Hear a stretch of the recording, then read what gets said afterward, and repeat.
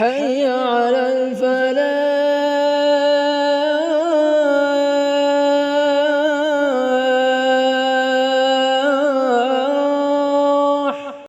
سب سے پہلے عزیزم عفان احمد کو دعوت دیتا ہوں، تشریف لائیں اور مختصر آیات کی تلاوت سے پروگرام کا آغاز فرمائیں۔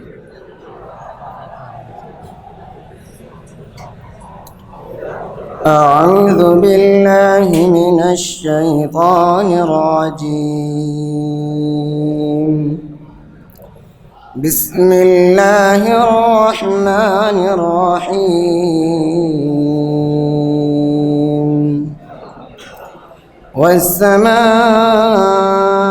بنيناها بأيد وإنا لموسعون. والأرض فرشناها فنعم الماهدون. ومن كل شيء خلقنا زوجين لعلكم تذكرون. ففروا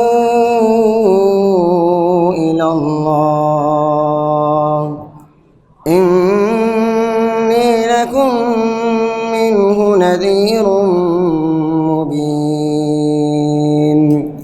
ولا تجعلوا مع الله إلها آخر إني لكم منه نذير مبين. كذلك ما أتى الذين من قبلهم من رسول إلا قالوا ساحر أو مجنون أتواصوا به بل هم قوم طاغون. فتول عنهم فما أنت بملوم وذكر فإن الذكرى تنفع المؤمنين.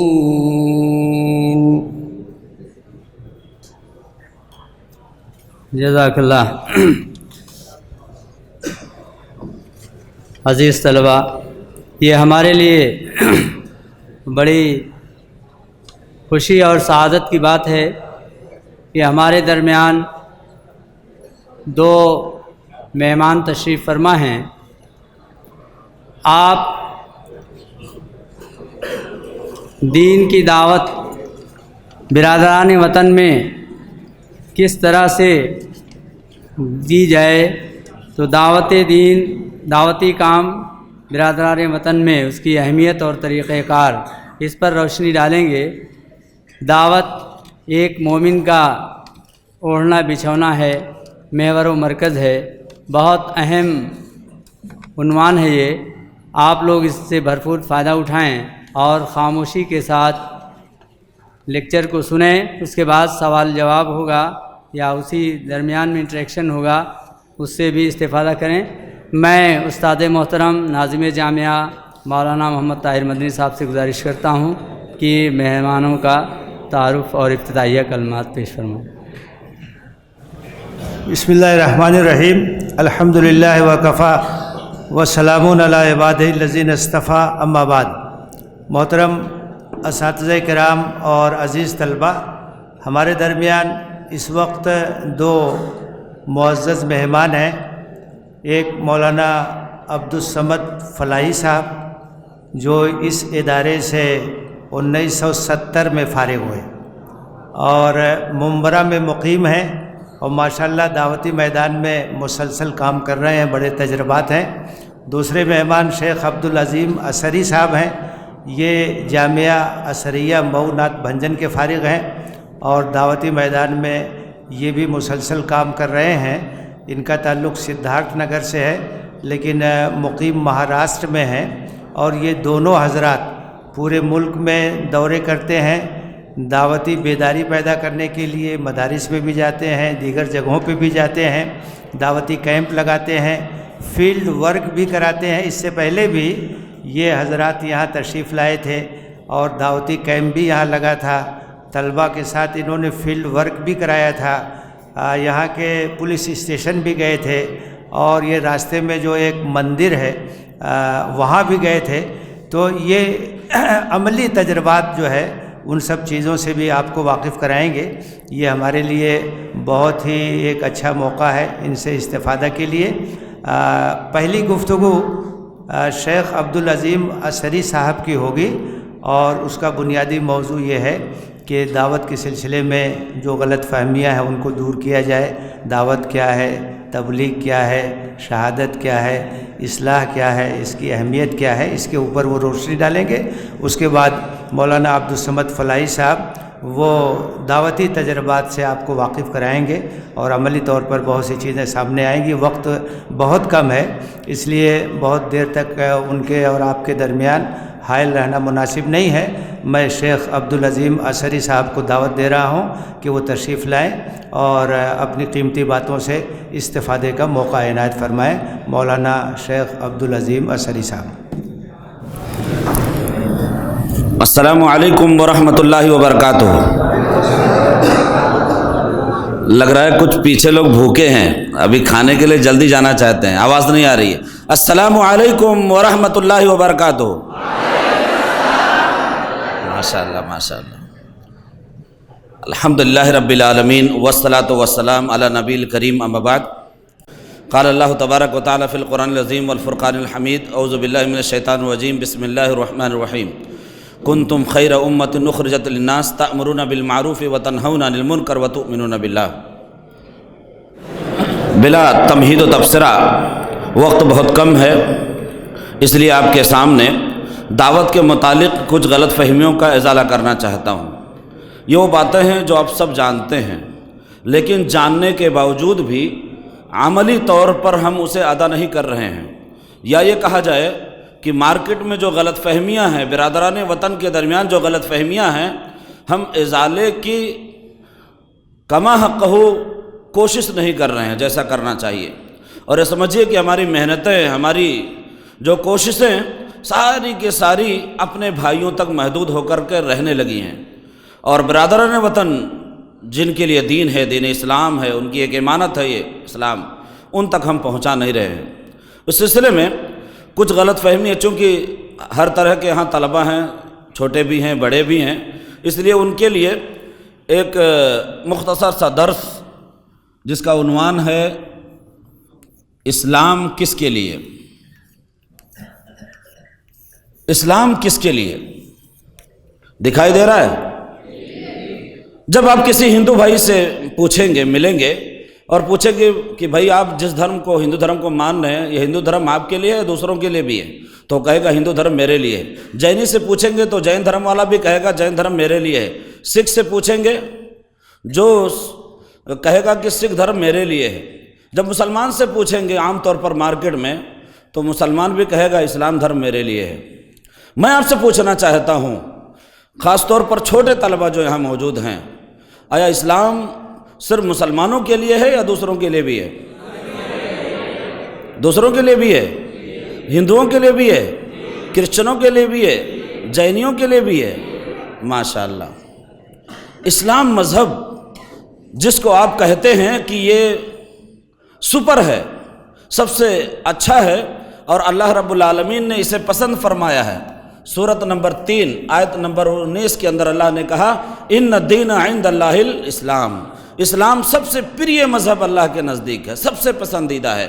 اور اس اسلام مذہب کے علاوہ اگر کوئی آدمی دوسرے دھرم کو چاہتا ہے، مانتا ہے، جانتا ہے، چاہت رکھتا ہے، تو وہ ریجیکٹڈ ہے۔ بات صحیح ہے؟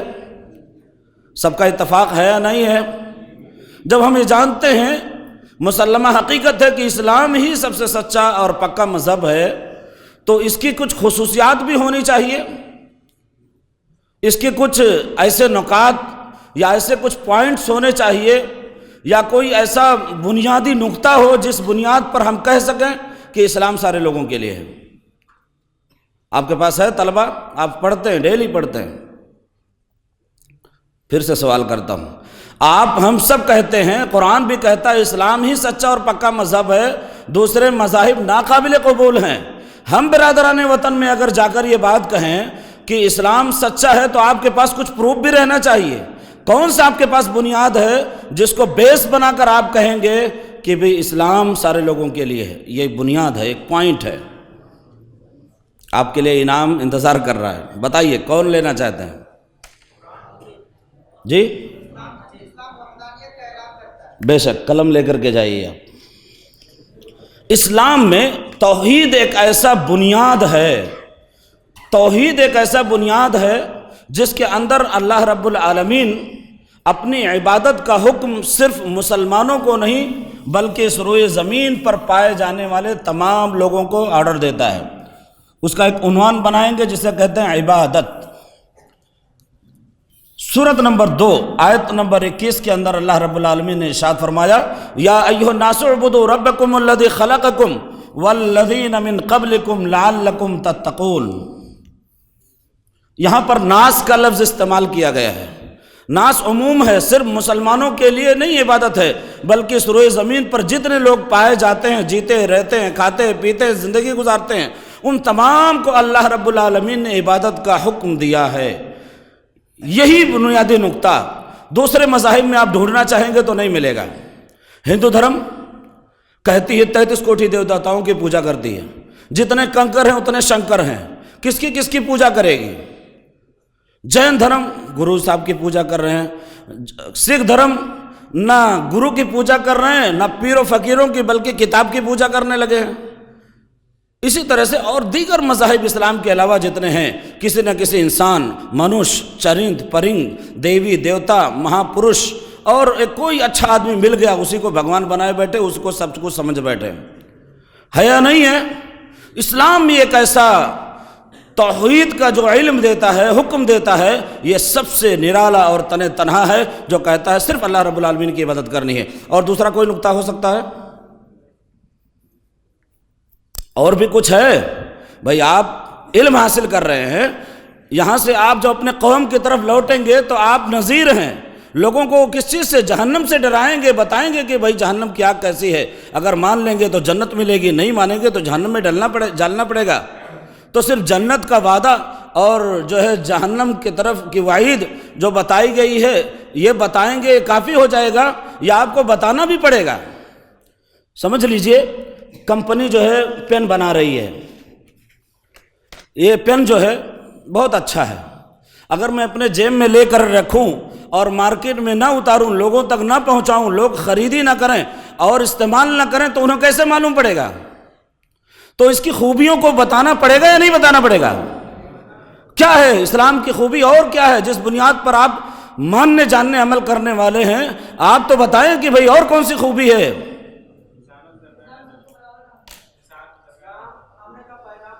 بعد میں ہے.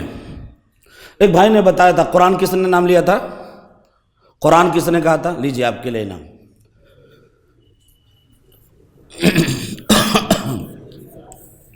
قرآن ایک ایسی پوری دنیا میں ایک ایسی واحد کتاب ہے جس کی کوئی مثال نہیں ہے. آج اس دور میں، اس زمانے میں، اس وقت قرآن کے علاوہ جتنی بھی کتابیں موجود ہیں ان پر عمل کرنے والا کافر ہوگا.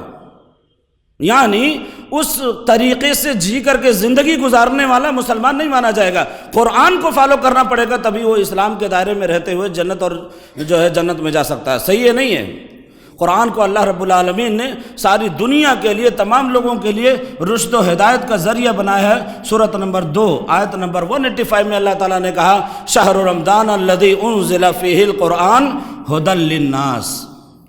رمضان کے بابرکت مہینے میں قرآن اتارا گیا، یہ سارے لوگوں کے لیے ہدایت کی کتاب ہے، مارگ درشن ہے یا نہیں ہے؟ تو کیا اس قرآن کو غیر مسلموں کو بھی دے سکتے ہیں جبکہ وہ ناپاک رہتے ہیں؟ کتنے لوگ ہیں جو کہتے ہیں کہ دے سکتے ہیں؟ ہاتھ اٹھائیں. دے سکتے ہیں قرآن، غیر مسلموں کو دے سکتے ہیں، ہندوؤں کو دے سکتے ہیں، اور باقی لوگ یہ کہنا چاہ رہے ہیں جو ہاتھ نہیں اٹھائے ہیں کہ قرآن غیر مسلموں کو نہیں دے سکتے ہیں. یہی ہوا نا؟ قرآن کیا کہ ترجمہ دے سکتے ہیں؟ ارے آپ فتاوے اٹھائیے، سعودی عرب کے فتاوے اٹھائیے اور جو ہے محققین کے فتوے اٹھائیے اور کہتے ہیں کہ جو ہے قرآن بغیر عربی کے دینا جائز ہی نہیں ہے۔ اصلیت کہاں باقی رہ جائے گی صرف آپ ترجمے پیش کریں گے تو؟ یہاں فتح فتاوی کی بات نہیں ہے، یہاں صرف یہ کہنا مقصد تھا کہ قرآن ساری انسانیت کے ہدایت کے لیے کتاب آئی ہے، اسے مارکیٹ میں پہنچنا چاہیے، لوگوں تک دینا چاہیے، غیر مسلموں تک پہنچانا چاہیے۔ جس قرآن نے دعویٰ کیا ہے وَإِن كُنتُمْ فِي رَيْبٍ مِّمَّا نَزَّلْنَا عَلَىٰ عَبْدِنَا فَأْتُوا بِسُورَةٍ مِّن مِّثْلِهِ، کہا یا نہیں کہا؟ ایک چیپٹر بنا کے لا لو۔ قرآن کہتا ہے افلا یتدبرون القرآن، یہ چیلنج کب قبول ہوگا؟ آپ جس پروڈکٹ کو، دین اسلام کو مارکیٹ میں ہم سب سیلسمین ہیں مسلمان، پیش کرنا چاہتے ہیں، اس کی خوبیوں کو آپ اجاگر نہیں کریں گے اور بتائیں گے نہیں، سب تک پہنچائیں گے نہیں، تو کیسے یہ عموم ہوگا؟ قرآن ہمارے باپوں کی جاگیر نہیں ہے، طاقوں میں سجانے کے لیے، تعویذ بنانے کے لیے نہیں ہے، گلے میں لٹکانے کے لیے نہیں ہے، تیجا فاتحہ درود کر کے چلے جانے کے لیے نہیں ہے، بلکہ اس قرآن کو دوسروں تک پہنچانے کے لیے ہے۔ یہ دوسروں کی بھی امانت ہے۔ اور کوئی پوائنٹ ہے؟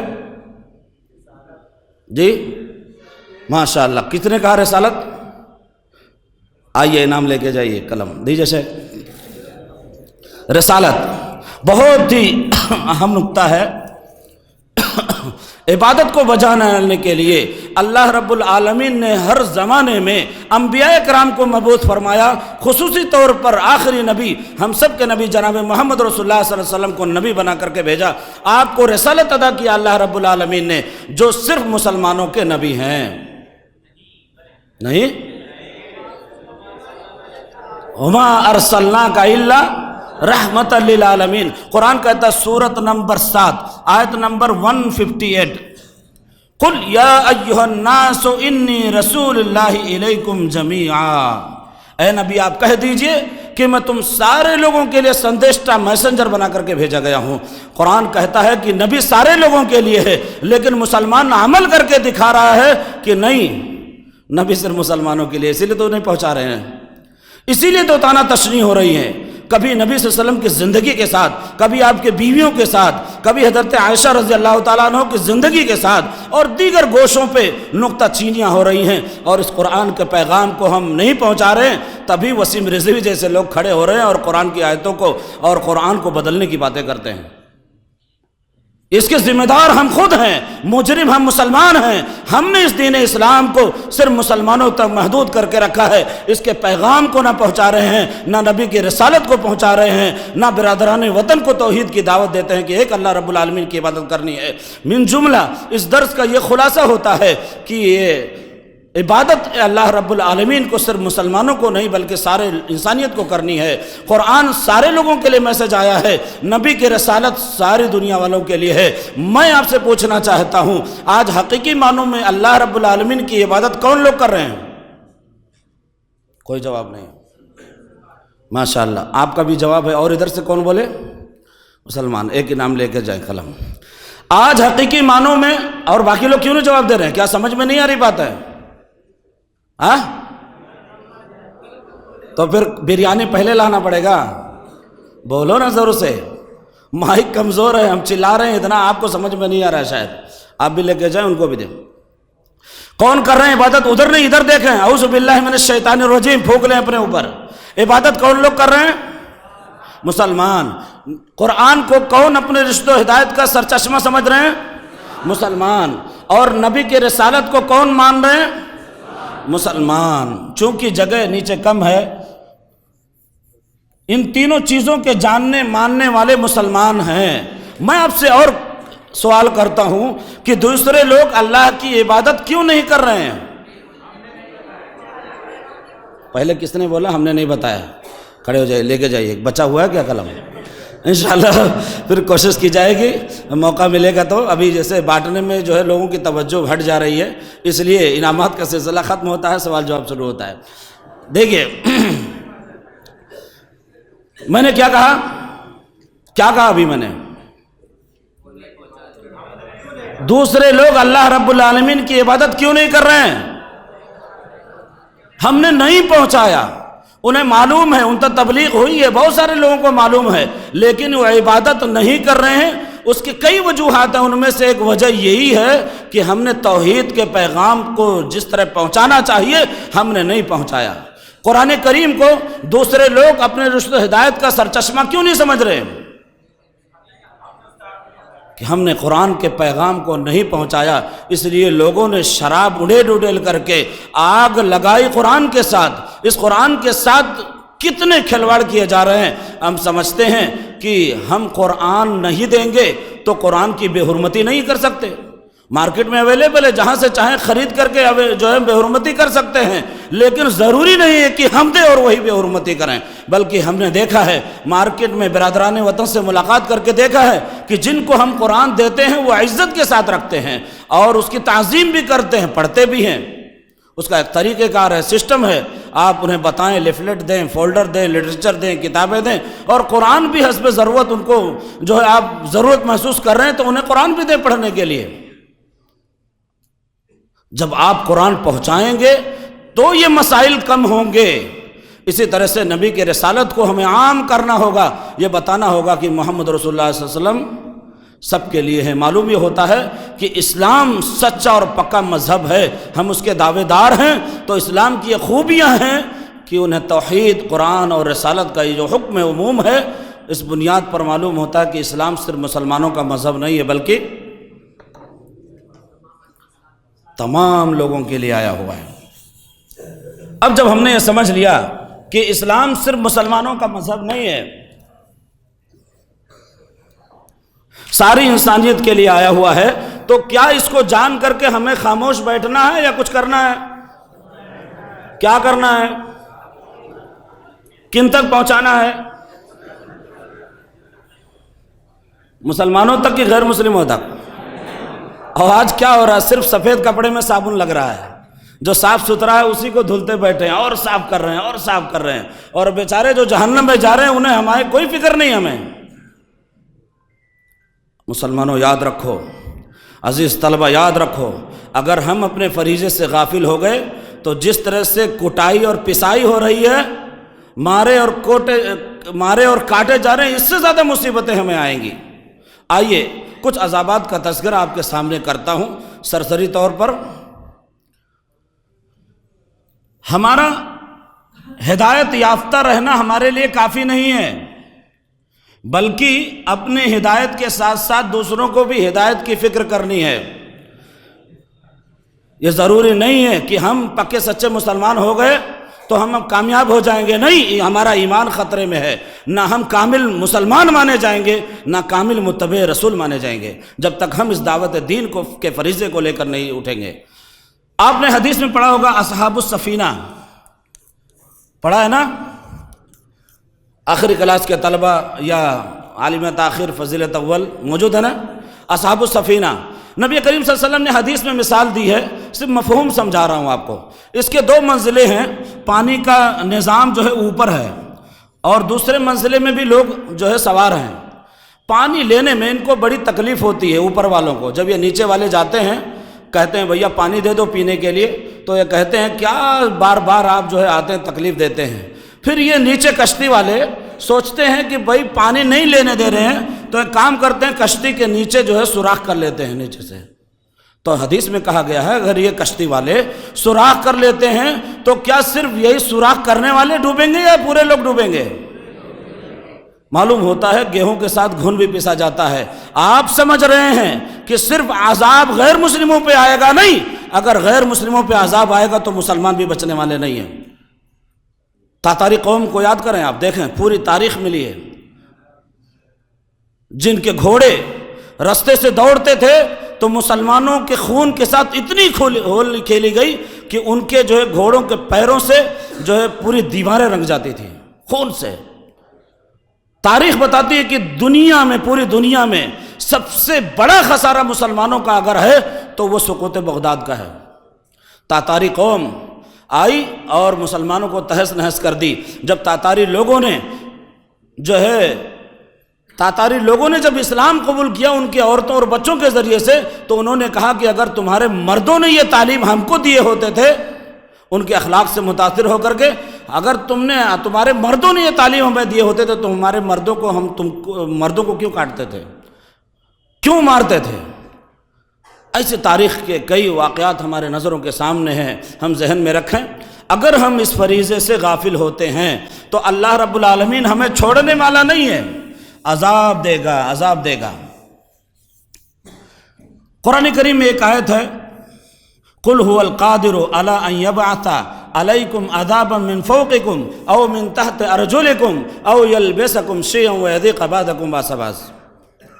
اللہ قادر ہے اوپر سے عذاب کو اتارنے میں، اللہ قادر ہے نیچے سے زلزلے کی شکل میں عذاب کو نکالنے میں، اللہ قادر ہے آپس میں لڑا کر کے ہلاکت و برباد کرنے میں۔ دکھائی دے رہا ہے سب کو آپسی اختلاف، اسی اختلاف انتشار میں پڑھ کر کے امت نے اپنے وقت کو برباد کر دیا ہے، اور صرف مسلمانوں کے پیچھے پڑھ کر کے اپنے وقت کو ضائع کر رہے ہیں، اور اختلاف انتشار میں پڑھ کر کے قربان جائیے اس نبی پر جناب محمد رسول اللہ صلی اللہ علیہ وسلم پر، سألت ربی ثلاثا فاتان اثنتین والی حدیث، اللہ کے رسول صلی اللہ علیہ وسلم نے دعا کی، لیکن آپسی اختلاف کے لیے جو دعا کی اللہ کے رسول صلی اللہ علیہ وسلم کی قبول نہیں ہوئی، رد کر دی گئی۔ آج اسی اختلاف انتشار میں پڑھ کر کے یہ امت اپنے وقت کو ضائع کر رہی ہے، اور جس مشن کے لیے پیدا کی گئی تھی وہ بھول گئی ہے۔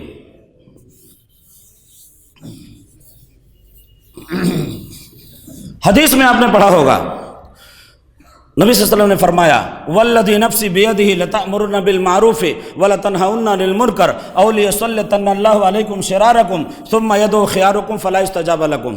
اس ذات کی قسم جس کے قبض قدرت میں میری جان ہے، تم ضرور بھی ضرور بھلائی کا حکم دیتے رہو گے، منکر سے روکتے رہو گے، اگر تم نے یہ فریضہ انجام نہیں دیا تو اللہ تمہارے اوپر شریر قسم کے لوگوں کو مسلط کر دے گا، اور ان حالت میں تم دعائیں کرو گے تمہاری دعائیں بھی قبول نہیں ہوں گی۔ معلوم یہ ہوتا ہے تسلط اشرار قسم کے لوگوں کا ہمارے اوپر مسلط ہونا انعام ہے یا عذاب ہے؟ عذاب ہے، پھر بھی ہم سمجھ نہیں پا رہے ہیں۔ یا اللہ کا کتنے دنوں سے ہمارے اوپر آج حدیث کے مطابق شریر قسم کے لوگوں کا مسلط ہونا عذاب ہے۔ ہم ہندوستانی پس منظر میں دیکھیں تو ہمارے ساتھ کیا معاملات ہیں، اس کے ذمہ دار ہم خود ہیں۔ قرآن کہتا ہے اگر امر بالمعروف والنہی عن المنکر کا فریضہ انجام دو گے تو ٹھیک ہے، ورنہ تسلط اشرار ہوگا۔ اسی طرح سے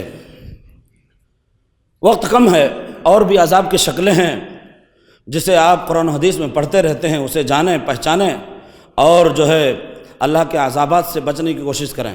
ایک لفظ لکھتا ہوں، لعنت۔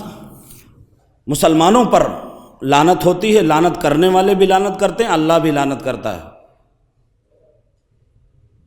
اولئک یلعنہم اللہ ویلعنہم اللائنون، ایسے لوگوں کے بارے میں کہا گیا ہے جو کہ تمہارے حق کرتے ہیں، اور یہ کہا جائے تو بجا بہتر ہوگا، اور قرآن نے اس کی دلالت کی ہے، کہا مسلمان ہی ظالم ہیں، مسلمان ظالم ہیں۔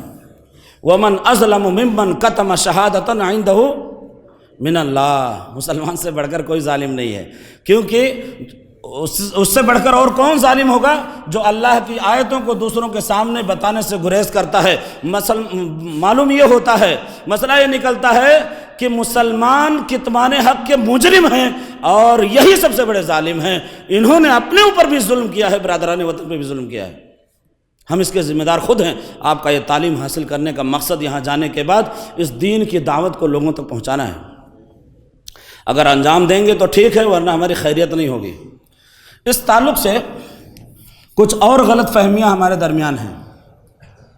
ایک ورڈ ہے دعوت۔ دعوت کسے کہتے ہیں؟ آپ کو دعوت دی گئی ہے کہ تبلیغ کی گئی ہے یہاں آنے کے لیے؟ دعوت دی گئی کہ بریانی کی دعوت کہ سننے کی دعوت؟ جی، دعوت کہتے ہیں بلانے کو۔ میں آپ سے پوچھنا چاہتا ہوں، دھیان سے سنیں، اللہ کے رسول صلی اللہ علیہ وسلم کو دعوت کے لیے کھڑا کیا جا رہا ہے۔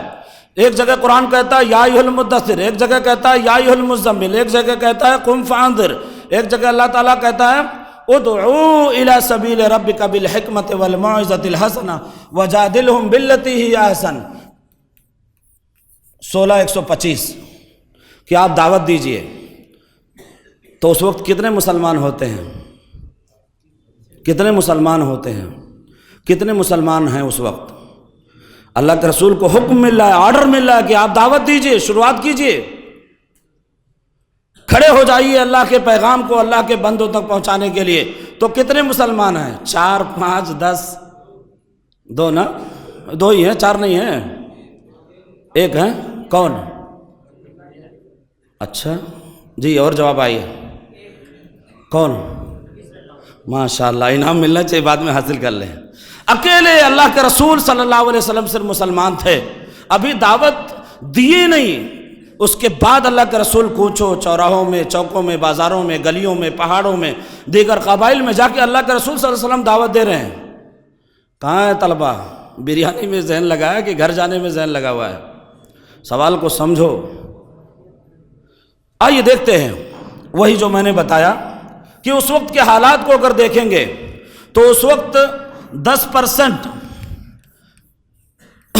صحابی تھے، 10% مجوسی تھے، اور 10% اہل کتاب تھے، اور 70% تقریباً کفار و مشرکین کی تعداد تھی جو مکہ و اطراف میں آباد تھی۔ ملا جلا کر کے پوری دنیا کے لوگ بھی اگر ہوں گے تو ٹوٹل 100% کون لوگ تھے؟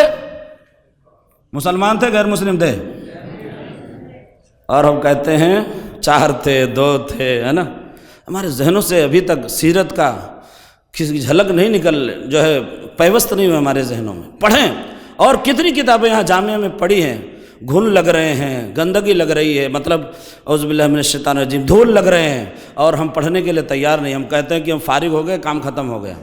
نہیں، صرف پڑھانے کے لیے نہیں آئے ہیں یہاں پر، تو مطلب آپ فارغ ہوں گے تو صرف مسجد مدرسہ سنبھالنے کے لیے نہیں، اس دین کو، پیغام کو دوسروں تک پہنچانے کے لیے۔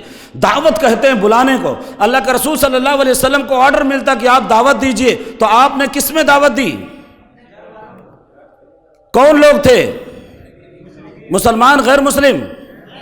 غیر مسلم، کافر و مشرک۔ آج ہندوستانی پس منظر میں، جبکہ ہندوستان میں 80% غیر مسلموں کی تعداد ہے، 20% مسلمانوں کی تعداد ہے، آج آپ کو کہا جائے، جبکہ اللہ نے کہا ہے دعوت دینے کے لیے، آپ دعوت دیں گے تو 80% میں پہلے دیں گے کہ 20% میں دیں گے؟ کیوں بھائی؟ بالکل نہیں آتی۔ اور گھر میں آگ لگی ہے، دوسرے کے گھر کو آپ بجھانے جائیں گے؟ ہمارا بھائی بگڑا ہوا ہے، نماز نہیں پڑھ رہا ہے، روزے نہیں رکھ رہا ہے، زکوٰۃ نہیں دے رہا ہے، معاملات اس کے خراب ہیں، اس کو نہیں سمجھائیں گے؟ جواب دیجئے جلدی جلدی، ٹائم نہیں ہے۔ اس لیے ان کو پہلے پکڑیں گے۔ کیا کہنا ہے طلبہ؟ کس کو؟ دونوں کو کیسے؟ پہلے ہم ترجیح پوچھیں، پہلے کس کو سمجھائیں گے؟ جی، پہلے ہم ان کو دیکھیں گے جو سیریس پیشنٹ ہیں۔ کون ہے سیریس؟ 80% والے کہ 20% والے؟ کوئی کہہ رہا 20، کوئی کہہ رہا 80۔ 20؟ ابھی بھی نہیں سمجھ میں آیا۔ کسی چورستے پہ آپ جائیں اور دیکھیں کہ جو ہے کچھ لوگوں کا ایکسیڈنٹ ہو گیا ہے، اس میں کچھ لوگ گھائل ہیں پورے طریقے سے کہ اگر ان کو الفلاح ہاسپٹل میں نہیں لائیں گے تو وہ ڈیتھ کر سکتے ہیں، اور کچھ لوگوں کو خراش لگی، تھوڑے موڑے چوٹ لگے، پہلے کس کو لے کر آئیں گے آپ؟ ایک شخص کنویں میں گر گیا، پہلے اس کو نکالیں گے کہ لڑکڑانے والے کو نکالیں گے؟ سمجھ میں آ گئی بات؟ سیریس پیشنٹ کو پہلے دھیان دینا ہے۔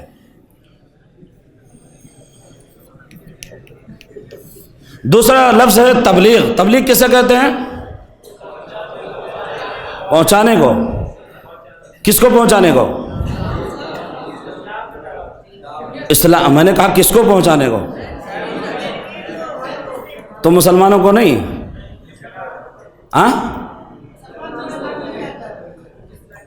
اصلاح کی جائے گی؟ آئیے ابھی آپ اصلاح ہوتی ہے آپ کی۔ تبلیغ کہتے ہیں پہنچانے کو۔ کس کو؟ پہنچانے کو، اللہ کے ان بندوں تک جن تک اسلام نہیں پہنچا ہے، انہیں دین اسلام کو پہنچایا جائے۔ سورت نمبر 5 آیت نمبر 67۔ صرف ویسے آ گئے بغیر ہتھیار کے، کچھ لکھ پڑھ بھی رہے ہیں؟ کاپی قلم ہے نا؟ ہاں، کچھ لکھا بھی کیجئے، ہو سکتا کام آ جائے۔ اللہ رب العالمین نے کہا یا ایھا الرسول بلغ ما انزل الیک من ربک وان لم تفعل فما بلغت رسالتہ واللہ یعصمک من الناس۔ اے نبی، آپ تبلیغ کیجئے، تبلیغ کیجئے، لوگوں کو پہنچائیے دین اسلام۔ جب یہ آیت نازل ہوئی، یہ سمجھیے کہ اللہ کا حکم ملتا ہے، تو اللہ کے رسول صلی اللہ علیہ وسلم نے پوری دنیا میں تقریباً کئی جگہوں تک اسلام کا پیغام پہنچ گیا تھا آپ کی زندگی میں۔ اب آپ صلی اللہ علیہ وسلم آخری مرحلے میں ہیں، حجۃ الوداع کا موقع ہے، آخری خطبہ حجۃ الوداع کا، آپ مینا کے میدان میں موجود ہوتے ہیں، جبل عرفہ پہ کھڑے ہو کر کے صحابہ کرام کے درمیان آپ موجود ہیں، اللہ کا آرڈر آ گیا تبلیغ کا، اللہ کے رسول صلی اللہ علیہ وسلم نے حق ادا کیا، پھر آخری وقت میں آخری حج میں حجۃ الوداع کے موقع پر موجود ہیں، صحابہ کرام کی جماعت کو اکٹھا کرتے ہیں، کہتے ہیں صحابہ کرام کی جماعت آج دین مکمل ہو چکا ہے، کامل ہو چکا ہے، اس کے بعد کمی بیشی کی گنجائش نہیں ہے۔ اے صحابہ کرام الا هل بلغت، اے صحابہ کرام کیا میں نے تم تک تبلیغ نہیں کر دی؟ صحابہ کرام نے کہا قد بلغت وادیت ونصحت، کہا یا نہیں کہا؟ حدیث پڑھے ہیں کہ نہیں؟ آپ نے تمام کام کر دیے، تبلیغ کر دی، حق ادا کر دیا، امانتیں دے دی، آپ نے کوئی کسر نہیں چھوڑی۔ اللہ کے رسول صلی اللہ علیہ وسلم پھر اپنی انگلی شہادت کی طرف اٹھاتے کہتے ہیں اللہم اشہد، اللہم اشہد، اللہم اشہد، اے اللہ تو گواہ رہنا، اللہ تو گواہ رہنا، اللہ تو گواہ رہنا۔ پھر صحابہ کرام سے مخاطب ہو کر کیا کہتے ہیں؟ اللہ کس لیے آتا ہے؟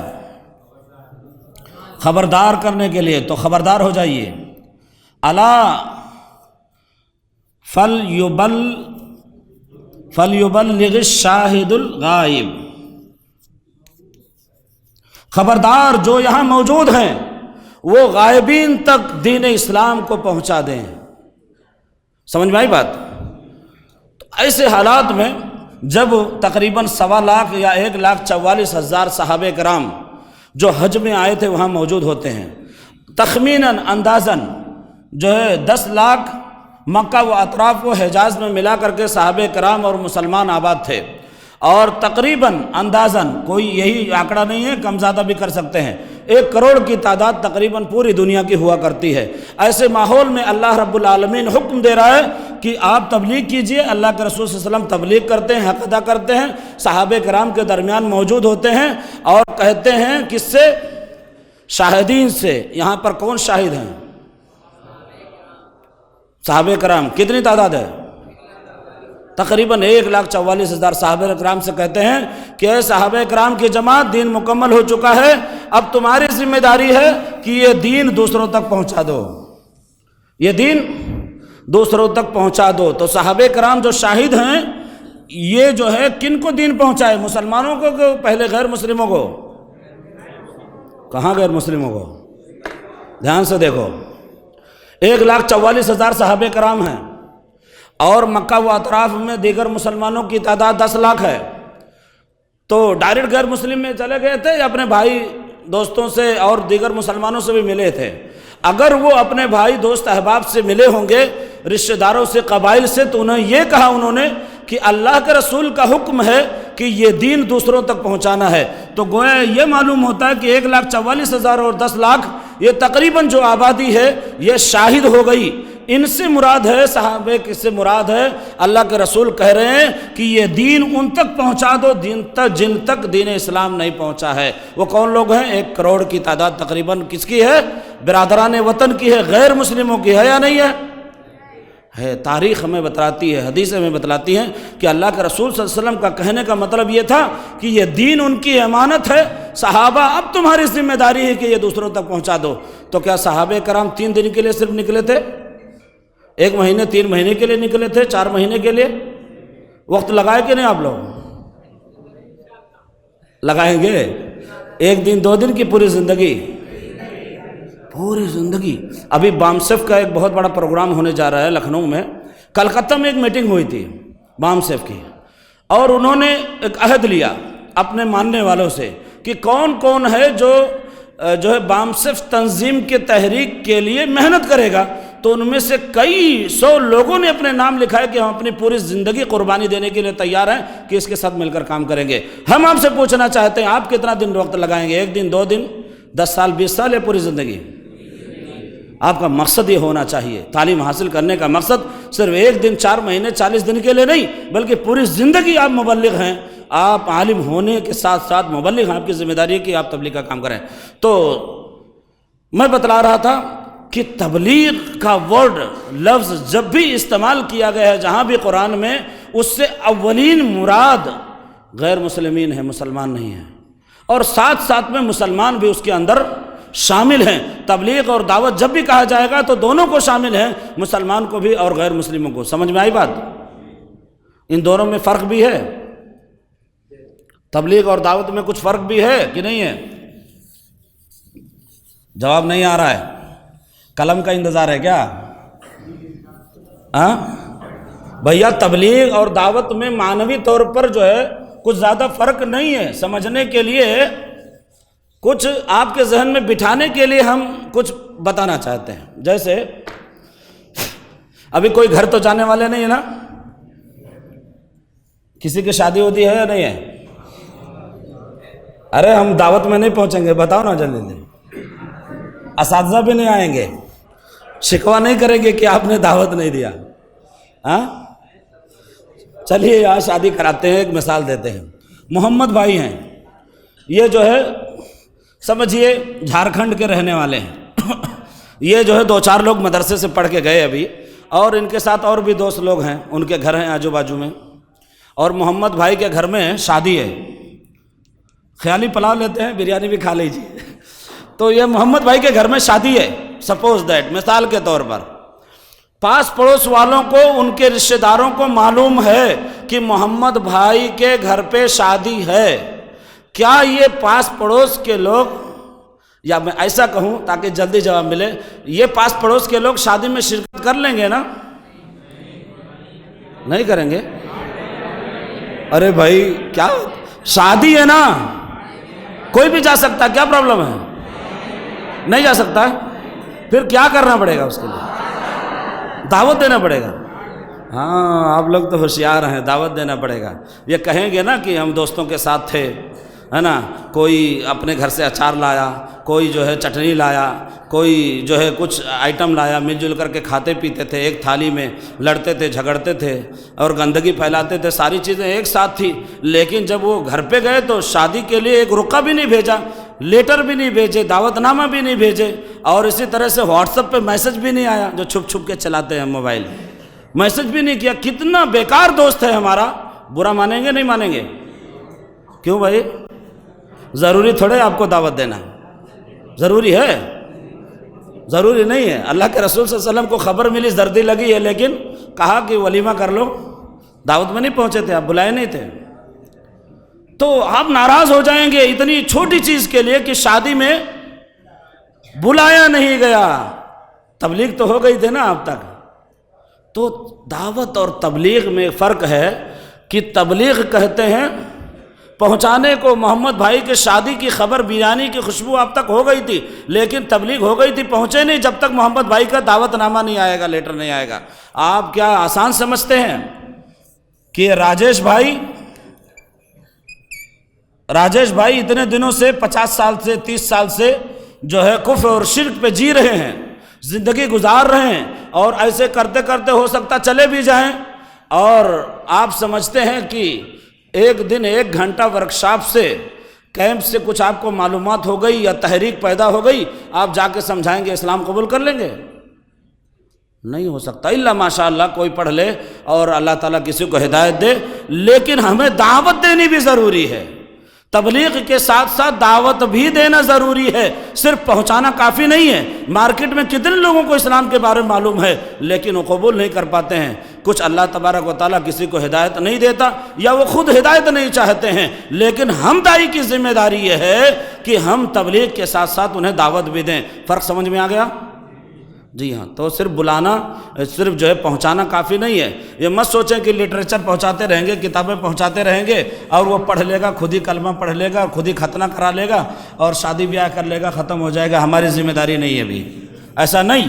بلکہ ہمیں کتاب لٹریچر کے ساتھ ساتھ جو ہے ہمیں اس پر محنت کرنی پڑے گی، اس لیے کہ یہ ہمارا فریضہ ہے اور اس کا مقصد ہے تاکہ انسانیت جہنم سے بچ جائے، جنت والی ہو جائے۔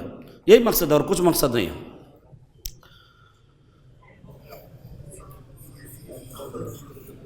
ختم ہو گیا ٹائم؟ مختصر 2 منٹ میں کوشش کروں گا۔ شہادت شہادت کسے کہتے ہیں؟ گواہی دینے کو۔ زیادہ تفصیل میں نہ جاتے ہوئے سورۃ نمبر 2 آیت نمبر 143 میں اللہ تعالیٰ نے کہا وَكَذَلِكَ جَعَلْنَاكُمْ أُمَّةً وَسَطًا لِتَكُونُوا شُهَدَاءَ عَلَى النَّاسِ وَيَكُونَ الرَّسُولُ عَلَيْكُمْ شَهِيدًا۔ اس امت کو امت وسط بتایا ہے، درمیانی امت بتایا ہے، حیا نہیں امت۔ اس کا کام کیا ہے؟ لوگوں کو بھلائی کی طرف بلانا، منکر سے روکنا۔ دوسری آیتیں دلالت کرتی ہیں کہ امت وسط اس لیے ہے تاکہ لوگوں کو گائیڈ کرے، دین اسلام کا پیغام لوگوں کو پہنچائے۔ اور اگر یہ امت اپنے فریضے سے غافل ہوتی ہے تو اسے انعام ملے گا یا عذاب ملے گا؟ عذاب ملے گا۔ آئیے ایک دنیاوی مثال کے ذریعے سے ہم سمجھنے کی کوشش کرتے ہیں، جو ہم چھوٹے بچوں کے ذہنوں میں بھی بات اچھے طریقے سے بیٹھ جائے، اس لیے ہم سمجھانا چاہتے ہیں۔ یہاں پر جو ہے ٹریفک پولیس کا نظام ہے یا نہیں ہے؟ نہیں ہے؟ ارے پولیس والے سیٹی وٹی بجاتے کہ نہیں چوراہے پہ؟ نہیں ہے؟ چلو ٹھیک ہے، اعظم گڑھ چلے جاتے ہیں۔ اعظم گڑھ میں ہم موجود ہیں، ٹریفک پولیس والا ہے، اس کی ذمہ داری کیا ہے؟ ہم لائسنس بنانے کے لیے تعلیم نہیں دے رہے ہیں، آپ کو بتانا چاہ رہے کچھ۔ ٹریفک پولیس والے کا کیا کام ہے؟ لوگوں کو گائیڈ کرنا، آنے جانے والوں کو کیا کرنا؟ راستہ دکھانا، اس کی ذمہ داری ہے۔ اگر وہ شخص اپنے اس ذمہ داری سے غافل ہو جائے تو اس کا باس، اس کا سینئر اسے رکھے گا یا سسپینڈ کر دے گا؟ برخاست کر دے گا، ڈیوٹی ختم کر دے گا۔ لیکن ان صاحب کو تھوڑا احساس ہے۔ کیا احساس ہے؟ کہ یہ ڈیوٹی بھی کر رہے ہیں اور بازو کے ہوٹل میں جا کر کے چائے نوشی کر رہے ہیں، چائے بھی پیتے بیٹھے ہیں، ٹریفک آ رہی جا رہی ہے، لوگ بھیڑ رہے ہیں، ٹینشن میں ہے۔ تو کیا یہ اپنے نظام کو سنبھالے ہوئے یا نہیں سنبھالے ہوئے؟ ڈیوٹی ادا کر رہا ہے نہیں کر رہا ہے؟ آپ آفیسر بن جائیں گے تو کیا کریں گے؟ جڑ سے پھینک دیں گے؟ سزا دیں گے نہیں دیں گے؟ گویا یہ ٹریفک پولیس والا مجرم ہوا یا نہیں ہوا؟ لیکن بھیا یہ اتنا جو ہے سنجیدہ آدمی ہے، اتنا اچھا کام کر رہا ہے، تو اس کے کام کی تعریف تو دیکھیے کہ یہ کیا کر رہا ہے۔ یہ ایک راستہ چالو کر دیا ہے اور ادھر کا راستہ بند کر دیا ہے، ادھر کا بھی سگنل بند کر دیا، ادھر کا بھی، 3 راستے بند کر کے صرف ایک راستہ چالو کیا ہے۔ تو کیا ایسا اس کا کرنا ٹریفک پولیس والے کا فائدہ مند ہے یا نقصان دہ ہے؟ کیا ہوگا؟ لڑائی بڑائی ہوگی؟ ارے یو پی والوں کی یہاں اتنی حالت ہے کہ ابھی ہم مئو ناتھ بھنجن میں 2-3 دن پہلے آئے، جس بس سے اتر رہے تھے اس بس کا سوار ہونے والا ایک مسلمان تھا، کنڈکٹر غیر مسلم تھا اور ڈرائیور بھی غیر مسلم تھا۔ لائن کراس کے آگے تھوڑا مندر کے پاس اتار دیا، گھوسی سے آ رہا تھا تو کھڑے ہو کر کے غلط الفاظ سے بولا اتر اتر جلدی اتر۔ بولا کیا بات ہے؟ تیرے کو تھپڑ لگاؤں گا، بہت ماروں گا۔ بولا کیوں؟ میں بولا تھا یہاں اتارنے کا، تو نے مندر کے پاس کیوں لے جا کے اتار دیا؟ یہ مسلمان ہے، اس کا اخلاق ہے۔ اتنا جھگڑتے ہیں۔ ٹریفک اگر نظام میں پھنس گئے تو لوگ ایک دوسرے کے اوپر پل پڑیں گے اور ایک دوسرے کو مار کر کے جو ہے گال کو لال کر دیں گے، اور ٹریفک پولیس والے کو تو ہاسپٹل پہنچانا پڑے گا۔ ہوگا کہ نہیں ہوگا؟ یو پی میں چل رہا ہے، کوئی بھروسہ نہیں ہے۔ اچھا بھیا یہ سب تو دنیاوی مثال ہے سمجھنے کے لیے۔ اگر جو ہے آپ کو یعنی امت مسلمہ کو، جو درمیانی امت ہے، آپ کو لا کے کھڑا کر دیا گیا ہے یا نہیں ہے؟ قرآن کہتا ہے آپ امت وسط ہیں، درمیانی امت ہیں، آپ کی ذمہ داری ہے کہ آپ کے اطراف مسلمان بھی ہیں، ہندوز بھی ہیں، کرسچن بھی ہیں، اہل کتاب بھی ہیں اور بدھسٹ بھی ہیں، سارے لوگ موجود ہیں۔ آپ کی ذمہ داری کیا تھی؟ کیا ہے؟ لوگوں کو گائیڈ کرنا۔ کیا گائیڈ کرنا؟ صحیح راستہ۔ کون سا صحیح راستہ؟ اسلام کا راستہ، صراط مستقیم کی طرف، لوگوں کو توحید کی طرف بلانا۔ آپ کر رہے ہیں؟ نہیں کر رہے ہیں۔ آپ اس زمرے میں آ رہے ہیں کہ نہیں آ رہے ہیں؟ مسلمان کی ذمہ داری ہے امر بالمعروف والنہی عن المنکر کرنا۔ اگر مسلمان بھی اس فریضے کو انجام نہیں دیتا ہے تو کیا چھوڑا جائے گا یا سسپینڈ کر دیا جائے گا؟ تو ہم سسپینڈ ہیں یا ہونے والے ہیں؟ اگر اپنے حقیقی معنوں میں فریضے کو نہیں سمجھے تو سسپینڈ ہونے ہی والے ہیں۔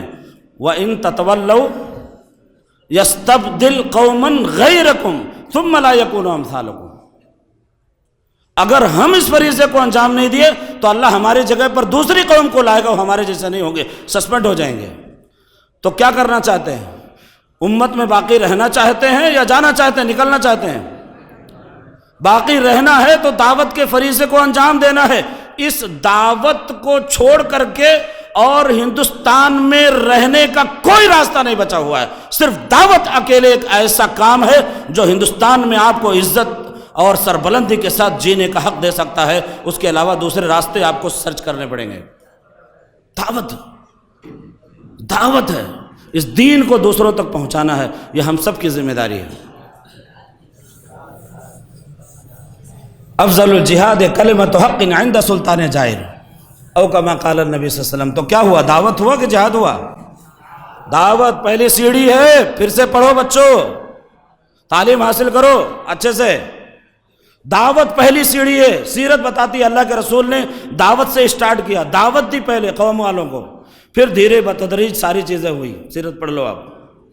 آخری بات، ضروری نہیں کہ ہماری بات سے اتفاق ہو، لیکن ایسے ہی ضمناً میں نے بات کہہ دی۔ چوتھی چیز ہے اصلاح۔ اصلاح کہتے ہیں درست کرنے کو، کسی چیز کو درست کرنے کو۔ جیسے بورڈ خراب ہو گیا ہے، اس کو مرہم پٹی کر دی جائے تھوڑی تو اس کی اصلاح ہو جائے گی۔ تو یہ دونوں کو شامل ہے، مسلمانوں کو بھی، غیر مسلموں کو بھی۔ غیر مسلموں کے لیے اور مسلمانوں کے لیے، دونوں کے لیے ایک جگہ حضرت شعیب علیہ السلام کے قوم کا تذکرہ کیا گیا ہے جہاں ناپ تول کی کمی تھی۔ کہا ان ارید الا الاصلاح وما توفیقی الا باللہ۔ شعیب علیہ السلام نے کہا قوم والوں کو کہ تم جو گڑبڑی کر رہے ہو، ہم تمہاری اصلاح چاہتے ہیں تاکہ تم درست ہو جاؤ، اپنے ان برے عادات اور معاملات سے باز آ جاؤ۔ اور حضرت ہارون اور حضرت موسیٰ علیہ السلام کا تذکرہ جو قرآن میں کیا گیا ہے، کہا وَأَصْلِحْ لِي قَوْمِي وَلَا تَتَّبِعْ سَبِيلَ الْمُفْسِدِينَ۔ بنی اسرائیل کے چند لوگ جو ایمان لائے تھے، ابھی ان کا ایمان کمزور تھا، حضرت موسیٰ علیہ السلام نے کہا ذرا ان کی اصلاح کرتے رہنا، دھیان دیتے رہنا۔ تو اصلاح، دعوت، تبلیغ، شہادت، پہلے سے یہ ویڈیو ریکارڈنگ موجود ہے یوٹیوب میں، آپ دیکھ سکتے ہیں۔ کوئی آج پہلی بار نہیں ہے، کوئی بات بتا رہے ہیں کہ یہ دونوں کو شامل ہے، مسلمانوں کو بھی، غیر مسلموں کو شامل ہے۔ ہمارے اپنے ذہنوں سے نکال دیں کہ مسلمانوں کے لیے اصلاح ہے اور دعوت اور تبلیغ غیر مسلموں کے لیے ہے، نہیں، ان سب تمام چیزوں کو شامل ہے، لیکن جس کا حق جتنا ہے اسے دیا جائے۔ اس درس کا ایک مقصد یہ بھی ہے کہ ہم یہ پہچانیں کہ ہماری انرجی کہاں صرف ہو رہی ہے، ہمارا وقت کہاں لگ رہا ہے۔ وہ 10,000 صحابہ کرام کی تعداد جو جنت البقیع میں موجود ہے، صحابہ کی قبریں موجود ہیں، 1,44,000 میدان عرفہ میں موجود ہوتے ہیں۔ حجۃ الوداع کے موقع پر 1,44,000 صحابہ کرام موجود ہوتے ہیں، اور یہاں قبریں تاریخ بتاتی ہے کہ 10,000 ہیں، باقی 1,15,000 کہاں گئے صحابہ؟ پوری دنیا میں اگر یہ احساس ہمارے اندر پیدا ہو جائے تو اس شہادت کے عنوان سے اللہ کے رسول صلی اللہ علیہ وسلم کو حضرت عبداللہ ابن مسعود نے کہا کہ تم مجھے قرآن پڑھ کر کے سناؤ۔ حضرت عبداللہ ابن مسعود نے کہا اللہ کے رسول قرآن آپ پر نازل ہوا، ہم پڑھ کر کے سنائیں؟ اللہ کے رسول نے کہا ہاں۔ پھر جب اس آیت پر پہنچے فَكَيْفَ إِذَا جِئْنَا مِن كُلِّ أُمَّةٍ بِشَهِيدٍ وَجِئْنَا بِكَ عَلَىٰ هَؤُلَاءِ شَهِيدًا، کہ اس وقت آپ کا کیا حال ہوگا جب نبی گواہی دیں گے۔ زہر و قطار نبی کریم صلی اللہ علیہ وسلم رونے لگے، جس کا مفہوم ہے کہ میں جس فریضے کو لے کر کے اٹھا ہوں، جس فریضے کی ادائیگی کر رہا ہوں، میرے بعد میرے امت کے لوگ اس فریضے کو انجام نہیں دیں گے تو کل قیامت کے دن میں کیا جواب دوں گا۔ یہ احساس سے ذمہ داری، یہ کڑھن، یہ لگن، یہ فکر اور یہ تڑپ اگر ہمارے اندر موجود ہے تو ہم حقیقی متبع رسول ہیں، حقیقی مسلمان ہیں، اور ہم زندہ رہنے امت محمدیہ میں اپنے آپ کو شامل رہنے کے قابل ہیں، ورنہ اپنا محاسبہ کرنا چاہیے۔ وآخر دعوانا ان الحمدللہ رب العالمین، والسلام علیکم ورحمۃ اللہ وبرکاتہ۔ بہت بہت شکریہ محترم کا۔ اس کے بعد ہم اپنے مہمان جو دوسرے ہیں فلاحی صاحب، میں ان کے اختتامی کلمات اور دعا کے لیے ان سے گزارش کرتا ہوں تشریف لائیں۔ السلام علیکم ورحمۃ اللہ وبرکاتہ۔